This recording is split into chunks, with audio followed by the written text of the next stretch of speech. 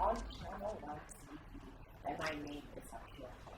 Now, if you're just joining us, I haven't quite said what we're going to cook yet, so let me rope you in. You're not too late for that bit of information. Well, we're doing something very classic when it comes to Ghanaian street food, and now it's made it into our homes. If you're having a party, you're entertaining people, you can't go wrong with yam and pork. So we're going to do that today. But it's not just any yam, okay? There's a reason why you don't see a big tuber of yam, and I'm going to peel it and start itching. No, there's a reason why, but I'll tell you very shortly. Now we have pork, so there's pork shoulder, and we're going to do oven grilled pork. So don't worry if you don't have a big smoker, a big grill at home, you're fine. Many of us now have cookers that have ovens attached to them. You don't use the ovens. You don't want to use the fire on top of the stove. So this is an opportunity to play with your oven, okay? And then we're also going to do some pepper sauce to go with the yam, green pepper sauce, and then we'll do like a chunky stew, sort of like a gaflo. You know, so for those who understand what gaflo is, chop the tomatoes, chop the onions, chop the pepper, put it all together on the stove, and throw in a bit of tunu beef, okay? And keep it really simple, really classy, really traditional and modern twist. And then we're good to go. But I am not a chef first. I will help as a sous chef. So I'm inviting the gentleman, it's a gentleman, who will be helping us do this. So before I call him, don't forget, we're sponsored by Kivo Pepper. And Kivo Pepper's got a wide range of interesting things. There's the hot pepper that we know, dry pepper, rosemary. There's an onion, ginger, garlic mix. You will love it. It works wonders in the kitchen. And then Tasty Tom, fuck a crap. Now I know good great. Okay, now it's time to introduce my guest. Allow me to introduce a gentleman who is no stranger to ChannelOne TV. He is like our resident doctor, you know, one of them. He keeps us grounded when it comes to the medical front. What did you know? And in case you didn't, he's also an entrepreneur, and he's a food entrepreneur. So allow me to welcome Dr. Kelvin Owusu. And I was like, why did you drag me into the kitchen today? Hello, Avi. How are you? I'm very well. Yeah. I'm concerned. Why are you concerned? Why did you drag me here? Well, what did you bring? Tell us about the yam. Okay. And then I'll tell them why we dragged you. All right. So this is fresh cut yam chips. It's a pre-cut and nicely bagged frozen yam chips. You just literally open your freezer, open a pack, and you fry. So it's very convenient, you know, for coming from work, you're tired, or you're watching football and you just wanted a quick snack, you know, during the halftime, you know, just open a pack, you fry, and it's ready before the next half begins. So that's why I guess that's why I'm here. I've answered myself, No, right? exactly. So you've got fresh cuts. It's your business, a family business, really. It is. You It is. And your wife, even the children. I know. Are in there. And just like how we have frozen potato chips, I have always found fresh cuts to be a very interesting Ghanaian innovation. And you don't have just yam, we have sweet potatoes as well. And we also do gari from sweet potatoes, So yeah. On another day, I know. We make some eba with that, But no, very interesting innovations. And, of course, here at Channel One, and on What's Cooking in particular, we're very big on taking Ghanaian ingredients, modernizing them, creating convenience with them, so that we don't lose their essence in our kitchens and at our tables. And so that's why you're here. But we couldn't eat just the yam. It's true. So me, I've given you ingredients that we can play with. But I'll help you. Good to know. Good to know. So where do we begin? What do you think we should start with? Well, I mean, as for the yam, it's going to be very quick. So I think we probably want to start with the pork. The pork? Yes, Okay. and Sense. yes, I mean we have to start with the pork. Start with the pork. Get it in the oven, and then maybe move to our pepper sauce after that. Exactly. Okay. So I'm gonna wash my hands. Not only doctors use gloves. I know, right? Well, I mean, as a food entrepreneur, we also use gloves anyway. So I mean, gloves are literally a part of it, of most of what I do. Your whole life is gloves. I know. You came with a pen. I know. Are you going to write me a prescription? You never know. Are you going to take my vitals and just move them down? You see, as a doctor, you're supposed to be ready my at all charts. times. You're supposed to be ready at. You never know what could happen. Agreed. Okay, so I'm just going to cut the onion. We're going to blend it, so All right. not overdoing it. There's this thing about pork not being healthy, but pork is actually quite healthy. Thank you. It is healthy. So I why mean- do people think it's not healthy? I think, I mean, the thing is, if you sit down and you're eating, a large portion of pork, that's a bit too much, but eating in moderation, I mean, pork is actually good meat. Okay. And we all love it. I mean, I love pork, so. Well, thank you for saying it. But why do you think people have the notion that it's not healthy? I think, if you look at where, if you leave pork or pigs on a free range, if you see where they go to eat to get their nutrition, it's not too pleasant. So sometimes that impression is carried forward into the cooked pork as well. But if you get your pork from the right source, like you rightly said, I mean, you can't go back. Nice and warm.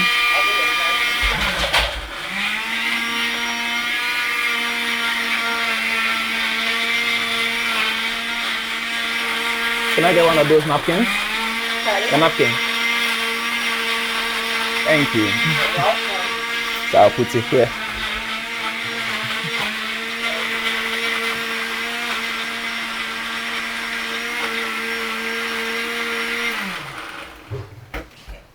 So you don't want it to be too smooth.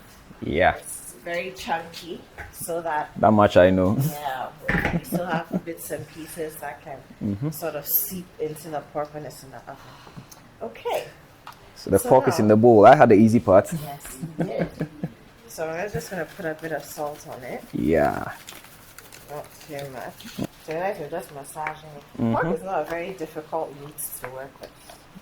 You don't have to.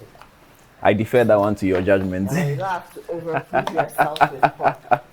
So this is just onion, garlic, fresh ginger, a bit of our red Scotch bonnet peppers. And I use the red because I want us to have a sense. The red and the green, they have different tastes. Yes, they do. They do. Okay, there you go. Add some water. Maybe just a tiny bit. All right. Okay. Now I'll finish that.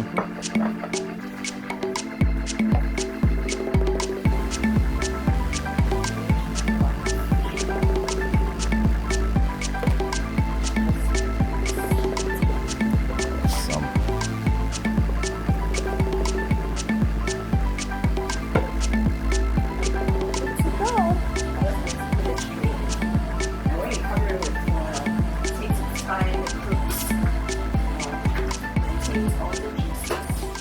Okay, so we'll do that gas mark 150. Doc, Yes. your turn. Okay. We're going to steam the tolo beef for our, nice tomato sauce. Okay. So we need some onions. We're going to blend it. Okay. So we just need to chop some onions, some garlic, some ginger. Similar to what we did for the pork. All right. These skills are on point. Well, it's just like doing a surgery, so hey.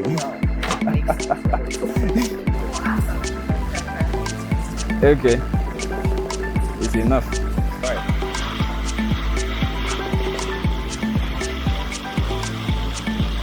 Not too smooth, right?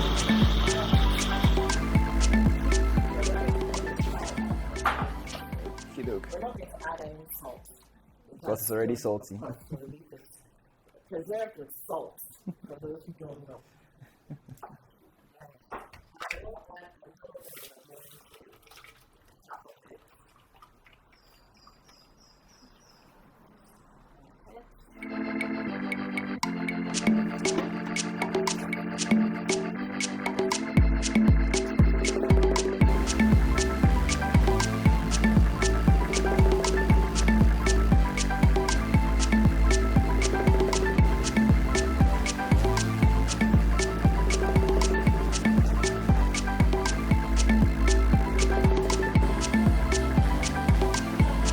For the onion, we use very little, so I think a half is fine. Okay.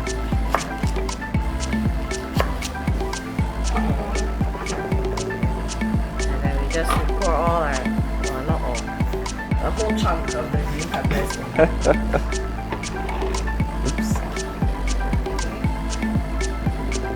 Enough chunk? And then we have the spring onions. All of that?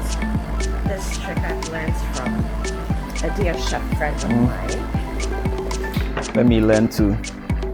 So we're going to cut off the tips. And the idea is that we want a very green pepper Sauce, sauce. yeah. So I'm just going to cut this and we'll blend it with it. All right. Then, stop when you're ready to take it. Let's start blending this. Okay. What we're going to do is take 2 of the green bell peppers and cut them. We're going to add it to them. All right. And then I'm pouring some Vegetable oil. Okay.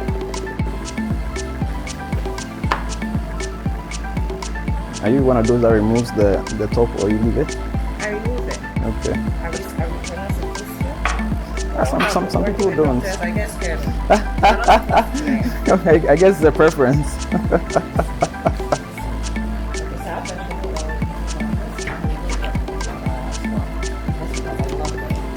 The flavor.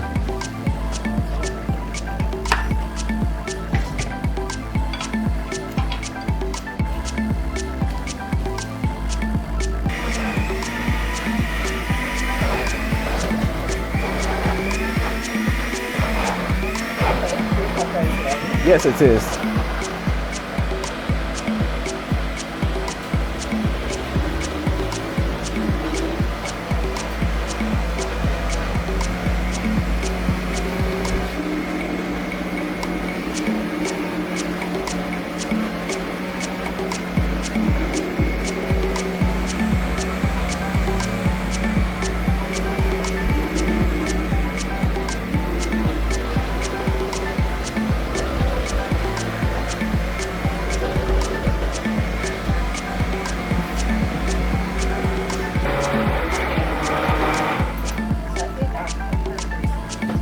Great. Along the line, we added some of the quick added I some garlic.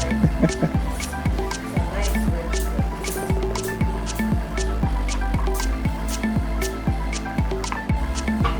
things. That's very green. We have a nice, nice Yeah, green. very green.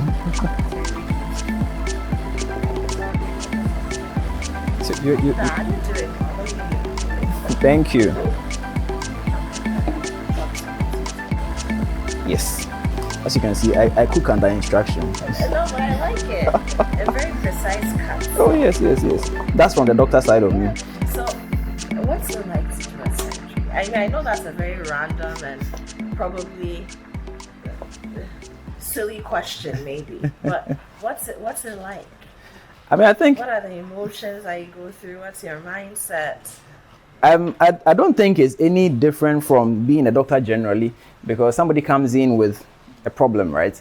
And the only treatment is to remove that problem, So, and the removal requires you to actually cut the person open and then take whatever it is out, and then the person, you put it back together, and the person walks out of the hospital. So overall, I mean, it's an interest. I mean, it's difficult to put words to it, but it's very interesting. I think one of the most fulfilling surgeries that you can actually do is a cesarean section. So yes, I mean, of course, aiding life to come into being. And being a doctor, when you actually see the different layers that you have to cut through, you cut through the skin. It's about 7 layers. Yes. And you see, it's not an easy thing, because some of the layers are very thick. Especially when you get to the muscle layer, we don't cut the muscle.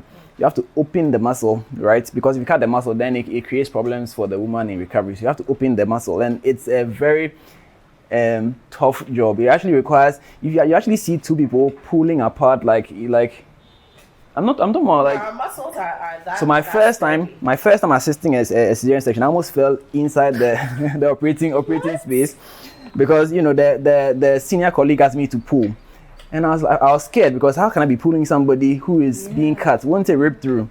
So he said pull, and I was doing gentle pull. Then he pulled, and I was like, whoa, that's the pulling you meant? Okay, let's do it then. So you have to literally pull very hard to have access to the womb, and once you do that, the womb literally comes out, and then you have to make the incision and bring the baby out. It's very, very, very and then the baby starts crying, and you're like, oh, it was worth it. That's amazing. Yes, Like, it is. What's your mindset going in? Do you pray? What do you do? Do you have to bring yourself to a place of where you're zen? How does it work? You see, the more you grow in as a doctor, the more you recognize that there's definitely a higher power at work in everything that we are doing. You see, because you see how intricately the human body is designed, and as you cut through, you see where this muscle is passing. And it didn't just come out of yes, and you begin to understand why when you contract this muscle, this part of the body would move. So it makes you realize that there's something superior to our level. And so definitely you pray. I mean, at least I do, because you don't know what's going to happen in there. You have all the skill. You may have all the machinery available to you. What if the power fails you? Or what if something goes wrong? So you need to, give credit to the overall boss, so that he makes sure that everything you're going to do will be successful. So yes, we do pray. I do pray, and then sometimes you play some music to get in the groove. Take your mind off, especially when the room gets a bit tense. You want to diffuse the pressure a little bit, because it can get tiring sometimes, and so then you begin to act out on people around you. So you need some music to sort of ease the pressure in there. So the operating room is actually a very interesting place to be. I wish we could let cameras in there sometime, but but unfortunately we can't. Should I say terrible experience I had as a medical student? The first time I witnessed a delivery, like an SVD. I'm laughing. I can just imagine. Oh my goodness, that was an experience. I mean, this was like 6th year, and then as a student, you're supposed to deliver 20 babies before you are allowed to graduate. Oh, that's what it is. Oh yes, you have to. Unassisted, you have to deliver before you can graduate. So I get into the delivery room, my first delivery, and as I'm standing there, this was an observation. So because my first time. And the baby's the head starts crowning, and my legs start shaking. I'm like, what? Why are you shaking? I couldn't understand why I was shaking, but I was just shaking. I mean, the head is crowning, and my leg is. I don't know which time I visited the floor, but long and short. By the time I realized, me myself I was on the floor. Was it anxiety? If you think back, was it anxiety? Was it wonder? What it's a mixture of everything, and the screaming. I mean, I think what kind of gets you off balance is the screaming, because there's a lot of pain. The mothers are screaming. Yes, and this is a long time ago when we're not given as much pain relief as we are given now. I mean now, compared to when I was finished medical school, You have Now women, options. yes, I mean now there are a lot of options for You women. can get your epidural, you can have your gas. I'm telling We have you. our options. Those days there was no option, so you be screaming and you are wondering, what is she going to break open? Is she going to what's going to happen? You know, so it was an interesting experience. Thankfully the baby came out and started crying, and the mother also was excited. So I mean they all left, they left me down on the floor and everybody was happy about that. All right, so ladies and gentlemen, let's go on a break. Our green pepper sauce is on fire. Our solo beef is steaming really nicely. Dr. Kelvin is bringing his surgical precision to the tomatoes and the onions that are going to make our tomato sauce, it's sort of like I said, our downfall, very chunky tomato sauce. And then our pork is in the oven and it's doing very well, I must say. It smells delicious already. So let's go for a break. And when we come back, we'll continue cooking with Dr. Kelvin Owusu. And he will give us more stories maybe from the ER the time when we come back, or something of this sort. We'll be right back. This is What's Cooking.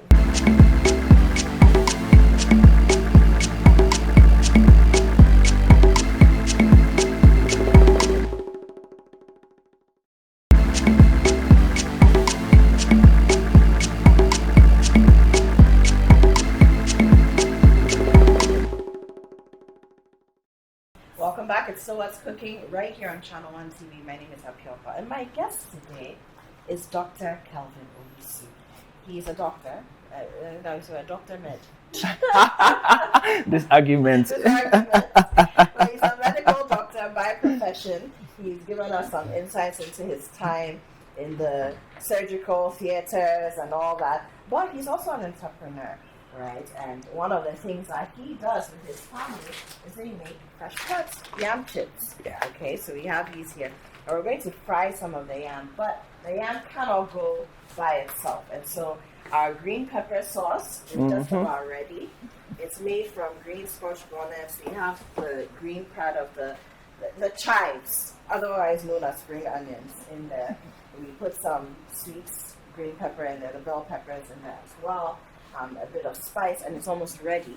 And then we have tolo beef, and the tolo beef is going to go into our tomato sauce, which we're going to make now. And the big one, we have pork, grilled pork in the oven. So we're doing some oven grilled pork. So it's time for us to, what should we do first? Okay, let's get our tomato sauce on fire. Okay. Doc. Okay. But what's your favorite thing to have with the yam? Pork. Pork. It has to be. It has to be pork. I mean. It has to be pork. Or maybe some hot spicy wings, but pork is number one. Okay. So I'm going to prepare a sauce for the pork. Okay. So we have some barbecue sauce here.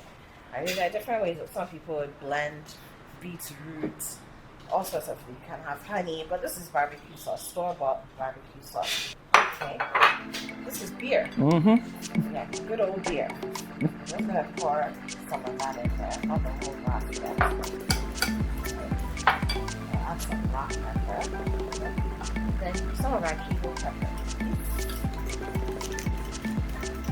Almighty kilo pepper.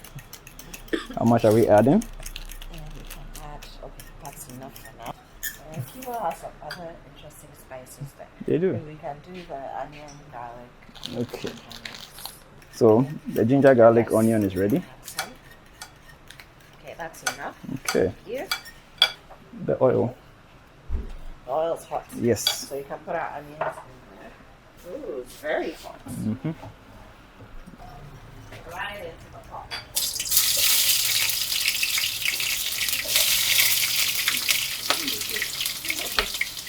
So something to do this.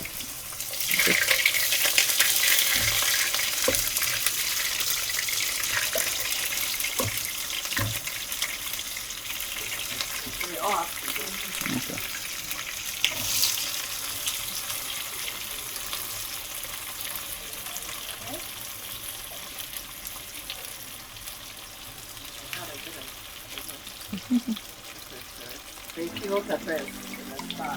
It is. Then a black pepper. Okay.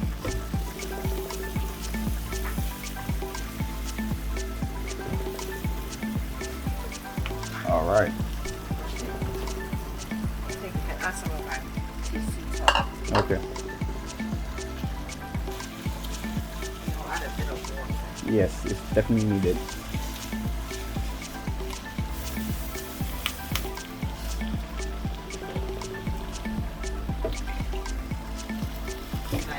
Yeah. Okay. So while we're letting that cook a little, before we add our tomatoes, I'm going to bring the pork out. Oh, look at this. Beautiful. Yes. We have our sauce here. Yes. We need a basting brush. Mm-hmm. And I'm just going to put some of it On there. Just slather it on. That's what we're doing. Looks yummy already. Turn it over.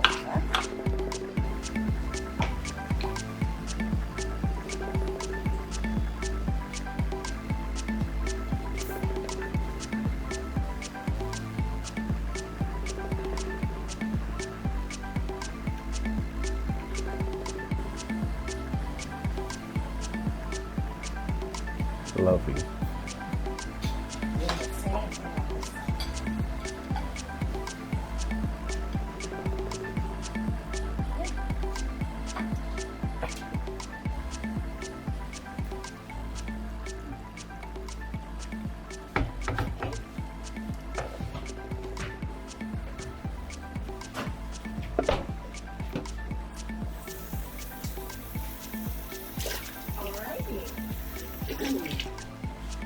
So let me bring this here. Mm-hmm. And then we can add some seasoning to the yam. Yeah, we're just doing. So they have spicy yam chips. Extra spice. Ready when you are. Okay.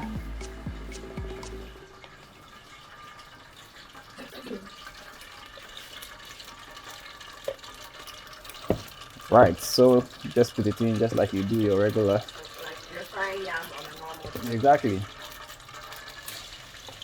Hey, you can hear the So I wanted it. Let me just use this.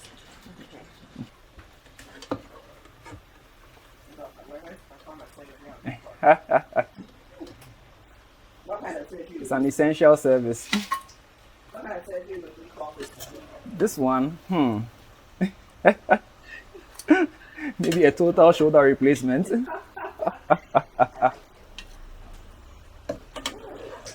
then talk. Yes, We're going to saute the veggies.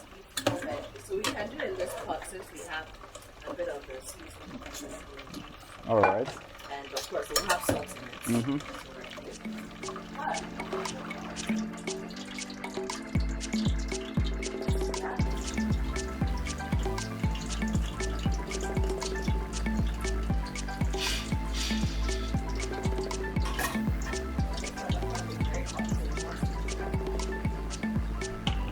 I'm not adding any spice. No, no, no.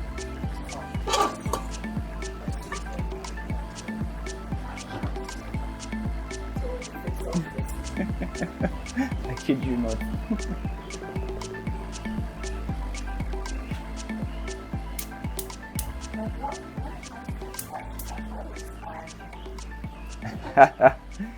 Okay, so yam is my favorite. Well, that's definitely an inspiration. Yes, I mean fried yam is fried. Well, she's also part of the story. So fried. Before I got married, I used to do my fried yam. It's my favorite snack. So I just get home and I peel my yam. Of course, I'll eat a lot, and I never liked that part. Then my wife came in the picture, and then I got lazy, right? So now if I want to have my yam, You guys really met school? yes, we did. We actually met in Legon, like So even before you went to yes, even before medical school, and then we went through medical school, and we got married, and now we are 10 years strong. Yes. I know. So now I asked her fry yam for me, and she say, okay, unless you peel the yam. I'm like, but that's the very part I don't like.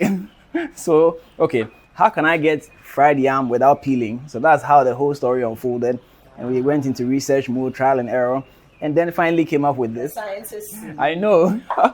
And I have friends who usually come over, and they'll be amazed how quickly we got our fried yam done. They know the story. Exactly. So literally, was it just at home? It was just at home. You cut the yam, freeze it. Exactly. You're ready to fry. And then you just, exactly. So then friends will come over and say, I want some. I'm like, look, I'm busy. I can't be doing this and letting it go like that. So that's how we started selling it to friends and family. And then the rest, as they say, is history. So we had to go through FDA certification, and it's available in quite a few shops out there. How do you manage the business side of things? Because like I said, you're a busy doctor. Recently, you even went back to school. I know.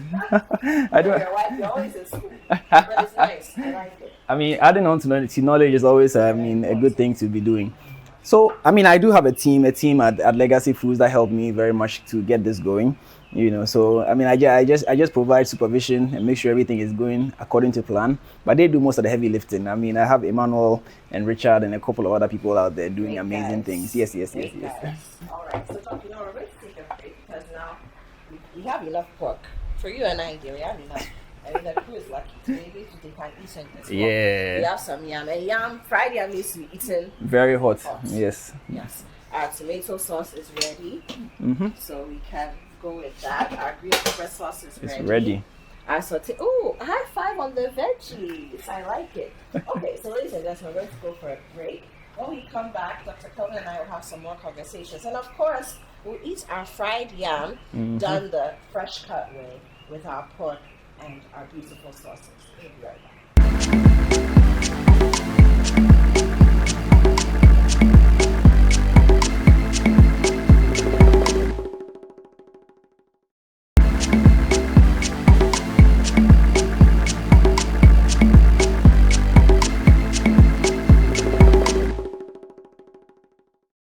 We're back, and this is still us cooking right here on ChannelOne TV. My name is Apiorkor.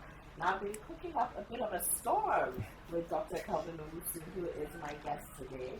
He is a medical doctor, and he's shared some of his experiences with us. He's married to a medical doctor. We've spoken a little bit about that too. But we've talked about his entrepreneurship journey and how he got into this fried yam business, legacy foods, fresh cut yam. And it really started from the fact that fried yam is his favorite snack. Yeah. And he loves it with pork. So we have some pork here, other grilled pork that we've made. We have some beef tomato sauce as well. We have our green pepper sauce, some sauteed vegetables, which we sauteed in the spice of the tomato beef after we stewed it. And then we have purple curry. No, it's not dyed. What it is it's sweet potato curry. The red sweet potato or purple sweet potato, if you'd rather have it that way. So we've made some just added some hot water and a bit of salt. We're going to eat some of that with our stew. Doc, Happy. we really got a nice feast here. Yes, we have. Looking amazing. So, since you are today, were you the chef or the guest? Here. Everything goes. Okay. Like how you serve at one of your house parties. Okay, let me start with yours. Okay. Okay. It looks really good. It tastes really good. Now I'm tricking myself. And it cooks really fast. Very fast. Very fast. What's the secret there? That's the whole idea. You don't need to go and peel and waste all the time in the world. So it's already pre-cut and it's kept in the freezer, So you stick it in and in 10 minutes it's done. Is there a specific kind of yam that you use? We use puna. Okay. Is there a reason why? It's the best. It's the best. It is. In terms of taste, in terms of longevity, among other things.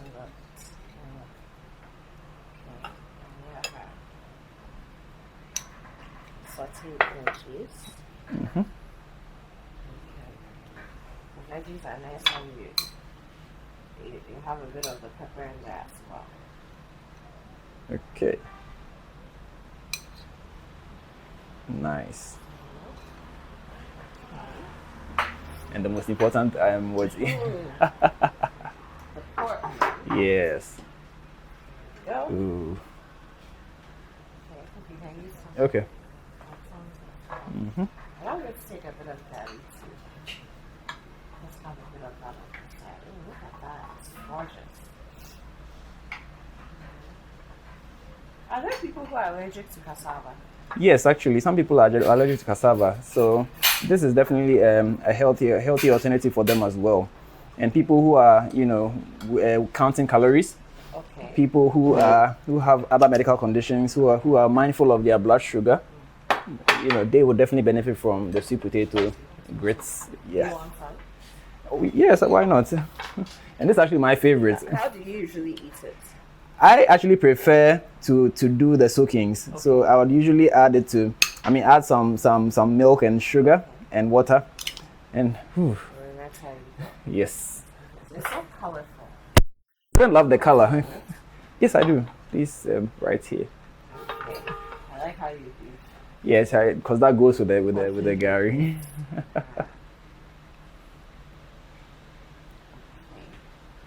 Nice. Go.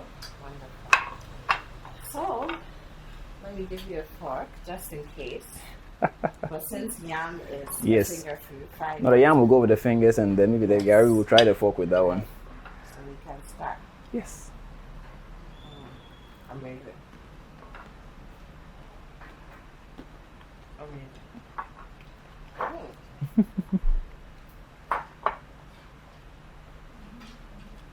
Okay, Doc.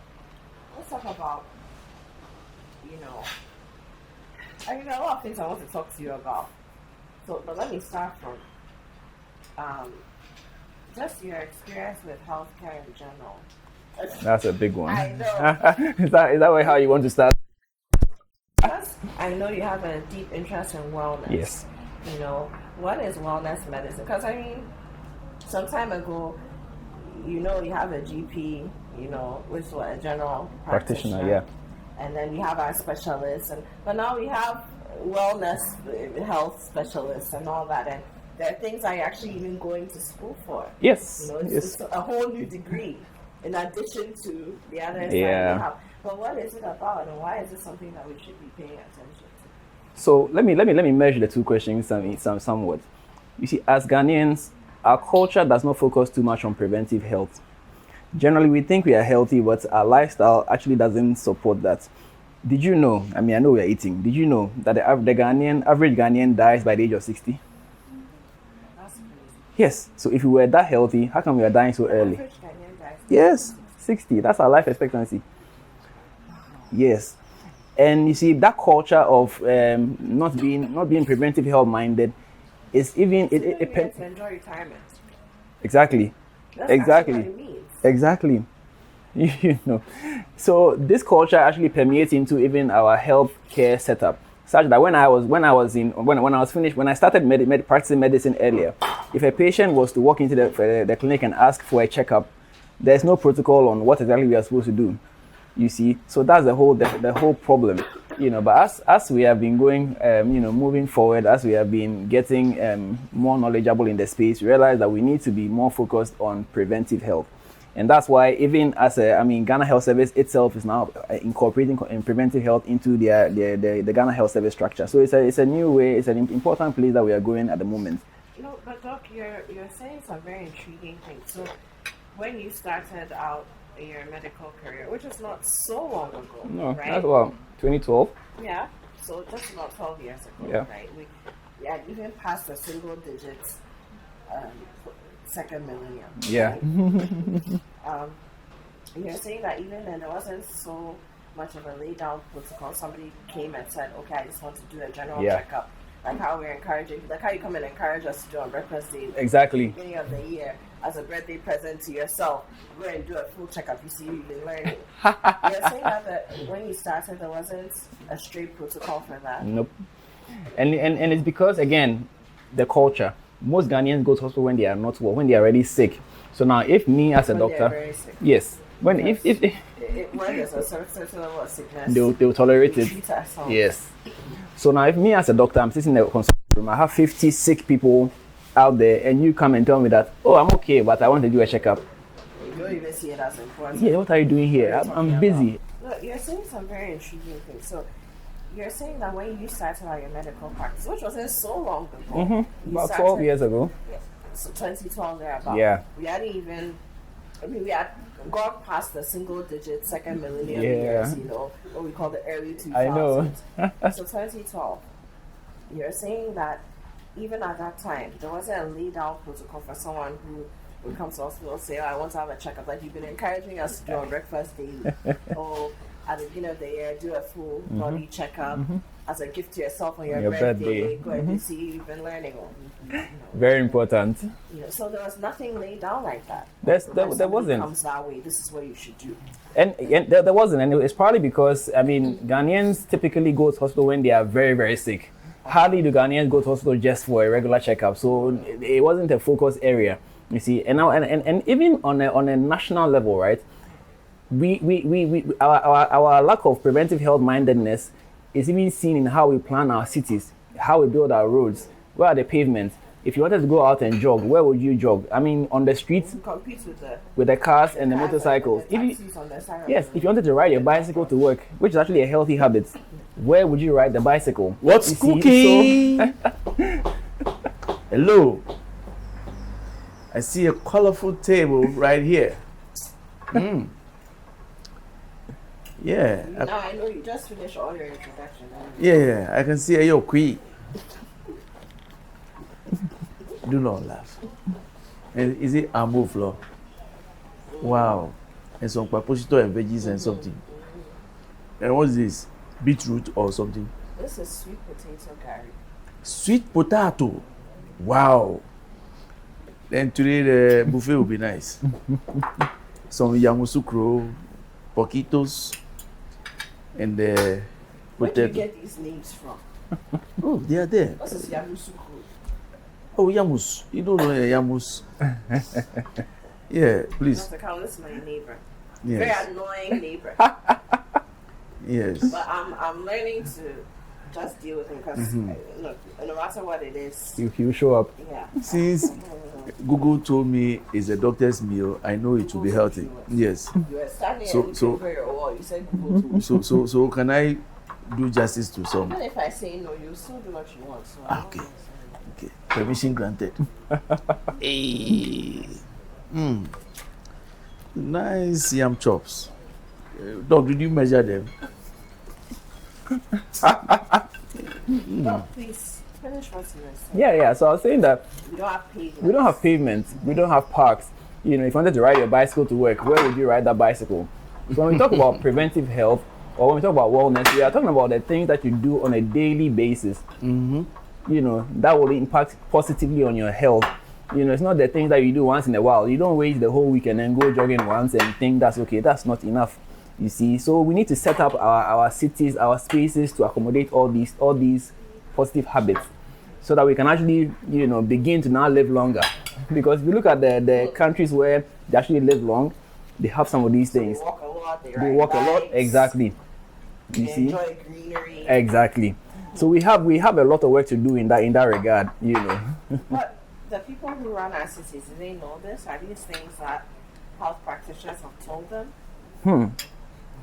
Yes, I mean they've been told, but I guess the challenge is that is finding the resources, the finances to make it happen, or more importantly, the will, because sometimes they are awarding new contracts every so often, but a lot of these things are still not being factored in. Don't worry, very soon I'll be doing the advocacy for that.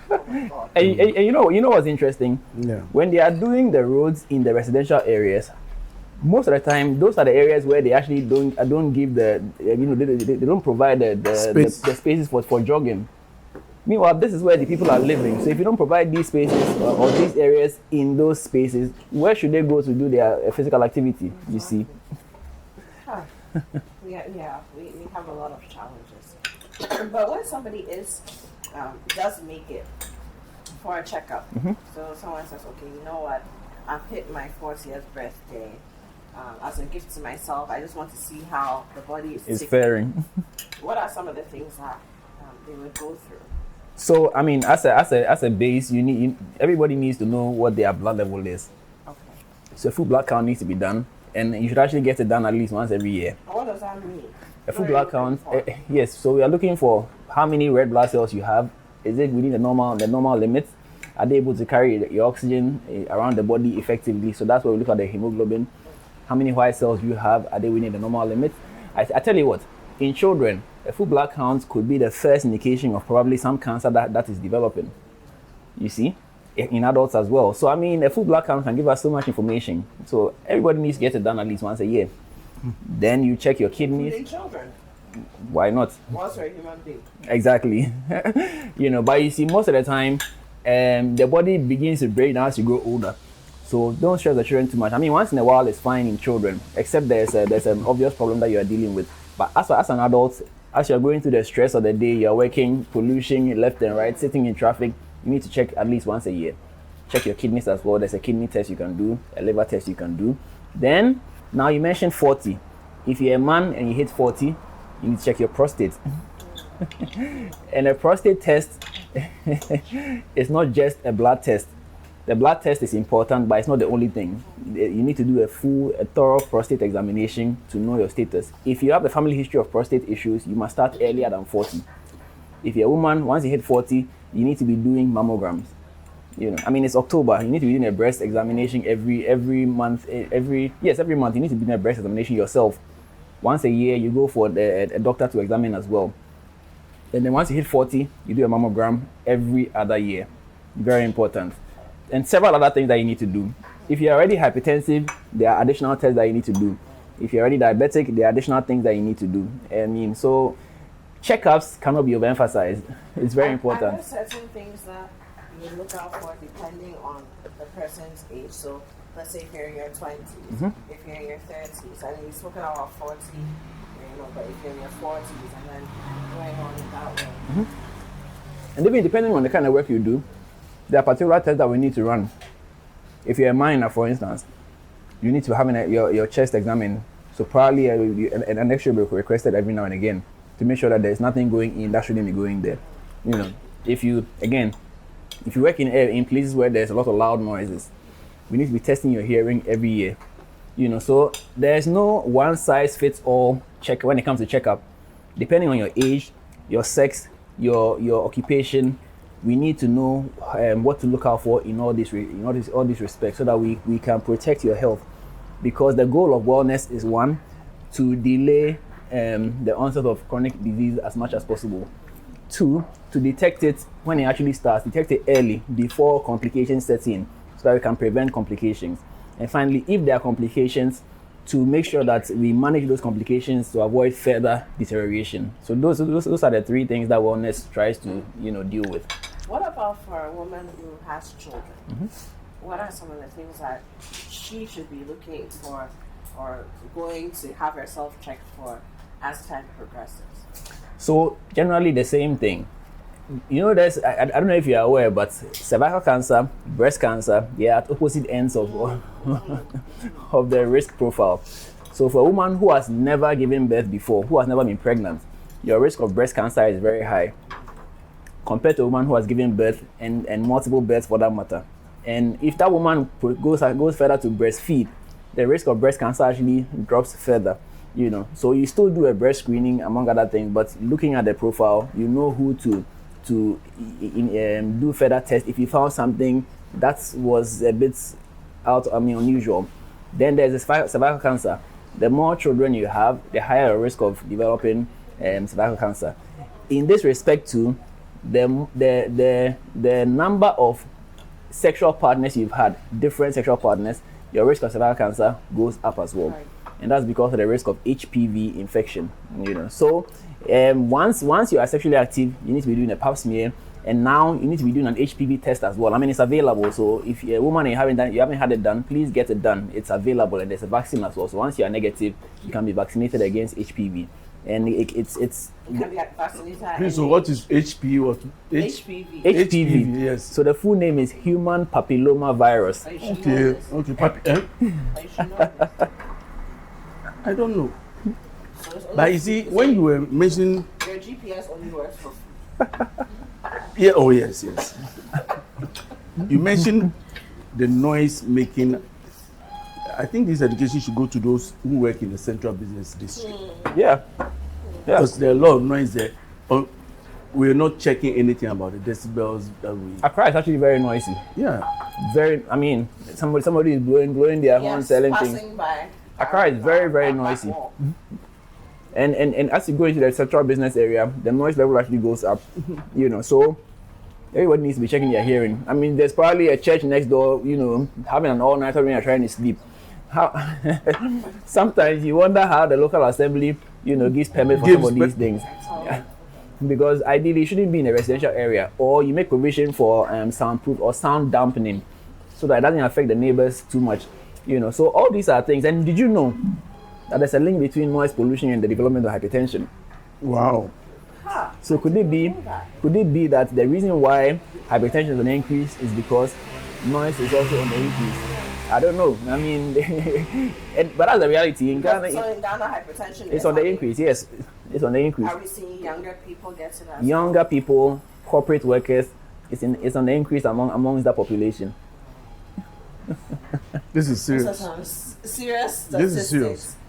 No, I mean, Doc will dissect those statistics some more, but it's been a very great conversation. So we need to be looking more at preventive medicine, looking at our wellness, right? Getting ourselves into spaces where we're more concerned about our health, how our bodies are working, what they are doing. Yeah. Even before we get sick, even before we display symptoms. Yeah. We need to be paying more attention to our Let me chip in. Obviously, there's also a financial aspect to this thing. The reason why, for instance, somebody living in the UK might be apparently more health conscious than we here is because over there they will literally call you. It's time for your routine checkup, and you walk in, you walk out, you don't pay anything. In Ghana here, you have to pay. You have to think about how to pay. Yes, my facility, we actually engage with our clients to try and schedule their next routine visits. You call the person, he's like, look, I'm not financially ready. Exactly. So that's definitely something that needs to be addressed as well. Unfortunately, I don't have the answers, but as a country, we need to determine that if indeed our wellness is that important, is there a way we can incorporate these kind of activities into the national insurance, for instance, so that we can actually. Since mental health has popped up there, child cancer has popped up there. Hopefully, exactly. Can show up there as well. It's exactly as you put it. I love it. Taster General. Yeah, just eating. What's your verdict? Healthy living. Doc, this is fantastic. I know it's giving me healing. So where you are there, I'll give you over and above the normal grade. Thank you. Dr. Kelvin, thank you for joining us on What's Cooking. Thank you for introducing us to amazing fresh cut. I'm going to stop my freezer with that. Thank you for joining me for a meal. Thank you for having me. Excuse my neighbor. Thank you. At least he mentioned, he's asked a good question, at least. Ladies and gentlemen, this has been What's Cooking. My guest here has been Dr. Kelvin Owusu. He's a wellness expert, a medical doctor. He's an entrepreneur, produces fresh cut and legacy foods. So we've got our sweet potato curry, lots of interesting things. An all-around made in Ghana man who's really trying to make Ghana a better place in his own way. All right, thank you for joining us today. Thank you to our sponsors, Kivo Pepper. Yeah, with all the different Kivo things. Kivo rosemary, Kivo onion, ginger, and garlic mix. We got Kivo curry, lots of interesting things, okay? And then tasty Tom, we fuck a crap. All this goodness. That's because we took a little and it did a lot. All right, so thank you everyone. We'll see you next week.